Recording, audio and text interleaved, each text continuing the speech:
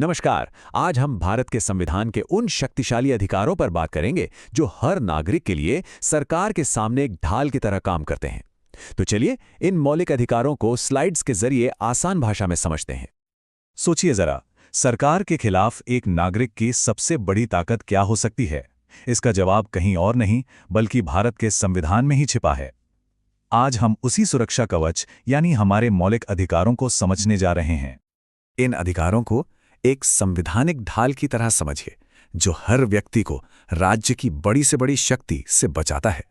तो चलिए देखते हैं कि ये ढाल आखिर बनी कैसे है और इसकी नींव क्या है। ठीक है, तो इससे पहले कि हम नियमों को समझें, ये जानना जरूरी है कि खेल में खिलाड़ी कौन हैं और मैदान की सीमाएं क्या हैं।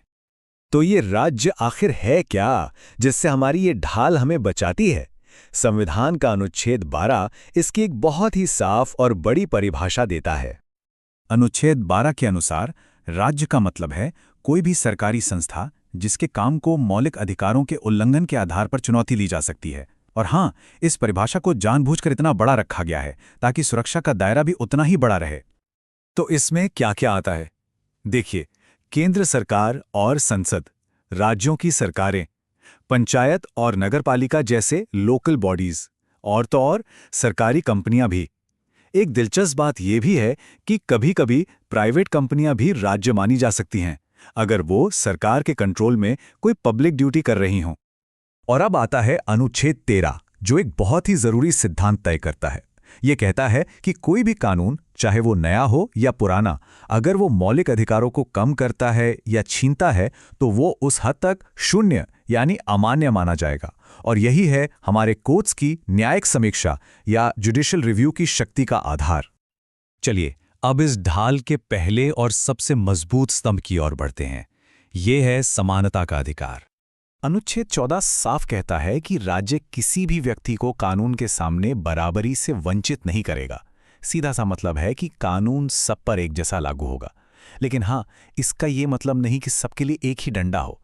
ये कमजोर वर्गों की सुरक्षा के लिए खास इंतजाम करने की इजाजत देता है, पर मनमाने भेदभाव की नहीं।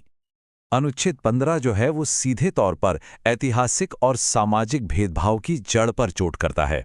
ये साफ साफ कहता है कि राज्य सिर्फ धर्म, नस्ल, जाति, लिंग या जन्म की जगह के आधार पर किसी से भी भेदभाव नहीं कर सकता। पर इसी अनुच्छेद में कुछ जरूरी अपवाद भी हैं।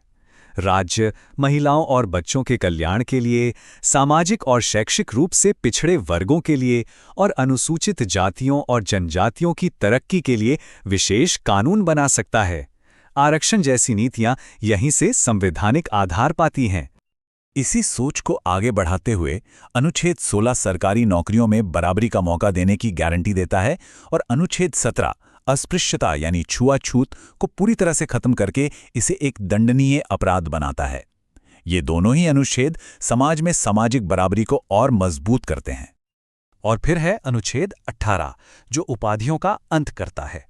राजा, नवाब, राय बहादुर जैसी खानदानी उपाधियां अब नहीं चलेंगी। इसका मकसद एक ऐसा समाज बनाना है जो विरासत में मिली हैसियत पर नहीं बल्कि योग्यता और योगदान पर चले। हाँ, डॉक्टर जैसी एकेडमिक उपाधियां और भारत रत्न जैसे राष्ट्रीय पुरस्कार मान्य हैं, क्योंकि ये सम्मान है, पदवी नहीं।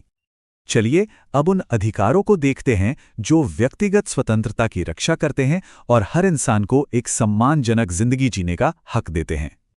अब आता है अनुच्छेद 19, जो सच कहें तो हमारे लोकतंत्र की जान है। ये सभी नागरिकों को 6 मौलिक स्वतंत्रताएं देता है। ये हैं बोलने और अपनी बात रखने की आज़ादी, शांति से बिना हथियारों के इकट्ठा होने की, संघ या यूनियन बनाने की, पूरे भारत में कहीं भी आने जाने की, देश के किसी भी हिस्से में रहने और बसने की, और कोई भी पेशा या व्यापार करने की स्वतंत्रता। ये सारी आज़ादियां नागरिकों को देश की सामाजिक और आर्थिक जिंदगी में पूरी तरह से हिस्सा लेने की ताकत देती हैं। लेकिन बहुत जरूरी है, ये स्वतंत्रताएं बिना किसी सीमा के नहीं हैं। राज्य इन पर राष्ट्रीय सुरक्षा, पब्लिक ऑर्डर और नैतिकता के आधार पर यौक्तिक यानी तर्कसंगत प्रतिबंध लगा सकता है। ये व्यक्तिगत स्वतंत्रता और समाज की जरूरतों के बीच एक बहुत जरूरी संतुलन बनाता है। अब आते हैं अनुच्छेद 20 पर। ये किसी भी अपराध के आरोपी को 3 बहुत जरूरी सुरक्षा देता है। पहला, किसी को उस कानून के तहत सजा नहीं मिल सकती जो अपराध करने के बाद बना हो। दूसरा, एक ही अपराध के लिए किसी को 2 बार सजा नहीं दी जा सकती।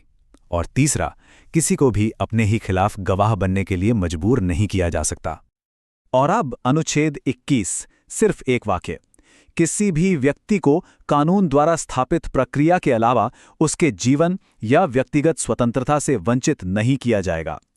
ये शायद हमारे संविधान का सबसे बड़ा और सबसे ताकतवर मौलिक अधिकार है। हमारी अदालतों ने जीवन का मतलब सिर्फ सांस लेना नहीं माना है, बल्कि इसे एक क्वालिटी और सम्मान के साथ जीने का अधिकार बताया है। इसी के तहत सम्मान से जीने का अधिकार, साफ पर्यावरण का अधिकार, स्वास्थ्य का अधिकार और 2017 से निजता यानी प्राइवेसी का अधिकार जैसे कई अधिकार इसमें शामिल हो गए हैं। इसी में साल 2002 में अनुच्छेद 21A जोड़ा गया, जो 6 से 14 साल के बच्चों के लिए मुफ्त और अनिवार्य शिक्षा को एक मौलिक अधिकार बनाता है। और आखिर में अनुच्छेद 22 मनमानी गिरफ्तारी और हिरासत के खिलाफ सुरक्षा देता है, जैसे कि 24 घंटे के अंदर मजिस्ट्रेट के सामने पेश किए जाने का अधिकार। तो चलिए, जो कुछ हमने अभी समझा उसे फटाफट एक नज़र में फिर से देख लेते हैं, ताकि पूरी तस्वीर साफ हो जाए। तो ये है वो पूरा ढांचा, हमारी नागरिक ढाल की संरचना। अनुच्छेद 12 में राज्य की परिभाषा से लेकर अनुच्छेद 22 में जीवन और स्वतंत्रता की गारंटी तक, समानता, आज़ादी और अन्याय के खिलाफ सुरक्षा, ये सभी स्तंभ मिलकर वो मजबूत नींव बनाते हैं जिस पर हमारा लोकतंत्र खड़ा है। और अब जाते जाते एक सवाल, अगर इन सभी में से किसी एक अधिकार को सबसे जरूरी चुनना हो तो वो कौन सा होगा और क्यों? इस सवाल पर सोचना ही हमें ये दिखाता है कि संवैधानिक ढाल का हर एक हिस्सा एक दूसरे से कितना जुड़ा हुआ है और कितना ज्यादा कीमती